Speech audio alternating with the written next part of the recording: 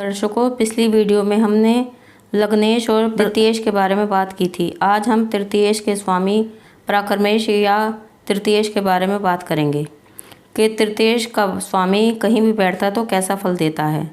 आप अपनी लगन कुंडली को, अगर यदि आपको नहीं पता कि आपका तृतीयेश का स्वामी कौन है, तो आप लगन कुंडली में हमने आपको दिखाया है कि तृतीयेश स्थान कौन सा है, तृतीय स्थान कौन सा है और उसमें क्या अंक लिखा है। अंक तालिका भी हमने बना के आपको दी है। अंक तालिका के हिसाब से आप देख लें कि तृतीय भाव में आपके क्या अंक लिखा हुआ है। हो सकता है 2, 3, 1, 4, 5 कोई भी अंक हो सकता है।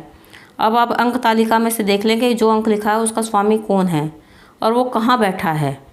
हमने आपको लगन कुंडली में प्रथम भाव, द्वितीय भाव ये सब लिख के दिए हैं और अंक तालिका, इससे आपको आसानी होगी। अब हम बात करते हैं तृतीय भाव यानी तृतीयेश के बारे में। तृतीय भाव से हम अपने भाई, बंधु और पराक्रम के को देखते हैं कि इससे ही पता चलता है कि इंसान कितना मेहनती है, कितना पराक्रम वाला है और भाई बंधुओं का उसे सुख प्राप्त है या नहीं है। तृतीय भाव अर्थात तृतीयेश यदि प्रथम भाव में बैठ जाए तो ऐसा जातक बात बात में वाद विवाद करता है और दूसरों की सेवा करके अपनी जीविका को पालता है, लेकिन लोगों से उसके विचार बिल्कुल भी नहीं मिलते। वैसे तो ऐसा जातक कूटनीतिज्ञ भी होता है। तृतीय भाव का स्वामी पराक्रमेश यदि द्वितीय भाव में बैठ जाए यानी कि धन भाव में बैठ जाए तो ऐसा जातक दूसरों से मांग कर खाने वाला, भाई बंधुओं का विरोधी होता है। लेकिन यदि शुभ ग्रह बैठा हो इधर तो जातक राजा के समान अपना जीवन जीता है, ऐश्वर्यशाली होता है। और यदि पाप ग्रह है तो बुरा फल मिलेगा, शुभ ग्रह है तो ऐश्वर्यशाली रहेगा। तृतीय भाव का स्वामी पराक्रमेश यदि तृतीय ही भाव में बैठा हो यानी वो अपने ही घर में बैठा हो तो जातक मध्यम कद वाला होता है। उसके मित्र बहुत अच्छे होते हैं, मित्रों से उसे सहायता हमेशा मिलती है।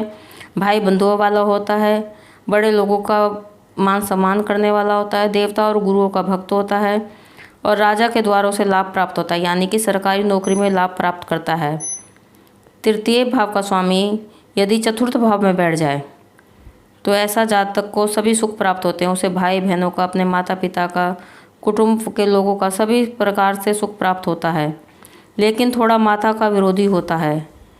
ऐसे जातक को अपनी पैतृक धन को संभाल कर रखना चाहिए। तृतीय भाव का स्वामी पराक्रमेश यदि पंचम भाव में बैठे तो ऐसा जातक अपने पुत्र और भाइयों द्वारा लाभ प्राप्त करता है यानी उसके भैया, भतीजे, अपनी संतान, उनके द्वारों से लाभ मिलता है। और ऐसा जातक लंबी आयु वाला होता है और परोपकारी भी बहुत ज़्यादा होता है, दूसरों की मदद करता है। तृतीय भाव का स्वामी पराक्रमेश यानी तृतीयेश यदि छठे भाव में यानी षष्ठ भाव में बैठे तो ऐसे जातक को नेत्र रोगी संबंधी कोई बीमारी हो सकती है। ऐसे जातक को जमीन जायदाद से बहुत ज़्यादा लाभ प्राप्त होता है, लेकिन थोड़ी अपने भाई बंधुओं से उसकी अनबन रहती है और किसी रोग से भी वो पीड़ित हो सकता है। तृतीय भाव का स्वामी यदि सप्तम भाव में बैठ जाए तो ऐसे जातक की स्त्री बहुत ही ज़्यादा सुशील और बुद्धिमान होती है। ऐसी स्त्री पतिव्रता होती है, लेकिन यदि तृतीयेश पाप ग्रह हो तो फिर ये थोड़ा शुभ फल कम हो जाते हैं। तृतीय भाव का स्वामी पराक्रमेश यदि अष्टम भाव में बैठ जाए तो ऐसे जातक के भाई बहन नहीं होते यानी बहुत ही कम होते हैं और आयु भी थोड़ी क्षीण हो जाती है यानी कि कोई ना कोई रोग लगा ही रहता है। तृतीय भाव का स्वामी पराक्रमेश यदि नवम भाव में बैठ जाए तो ये बहुत ही अच्छा शुभ फल प्राप्त होता है। यदि शुभ ग्रह होगा तो जातक विद्वान होता है, पढ़ा लिखा बहुत ज़्यादा होता है और बुद्धिमान होता है, अपने भाई बहनों से, अपने कुटुंब के लोगों से बहुत ज़्यादा प्यार करता है। लेकिन यदि यहाँ पाप ग्रह होता है तो थोड़ा शुभ फल में कमी आ जाती है।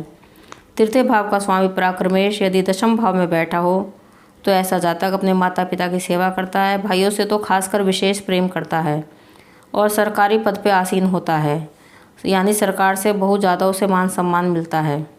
तृतीय भाव का स्वामी पराक्रमेश यदि एकादश भाव में बैठ जाए तो ऐसा जातक अपने परिवार वालों से बहुत ज़्यादा प्यार करता है, उनका पालन करता है, सबकी मदद करता है और राजा के समान ऐश्वर्यशाली होता है यानी कि बहुत ही ज़्यादा धनवान होता है।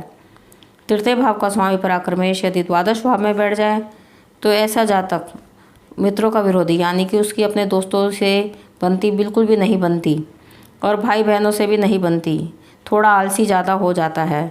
ऐसा व्यक्ति को आलस बहुत ज़्यादा होता है, इसलिए उसको थोड़ा शुभ फल मिलने में कठिनाइयाँ होने लगती हैं।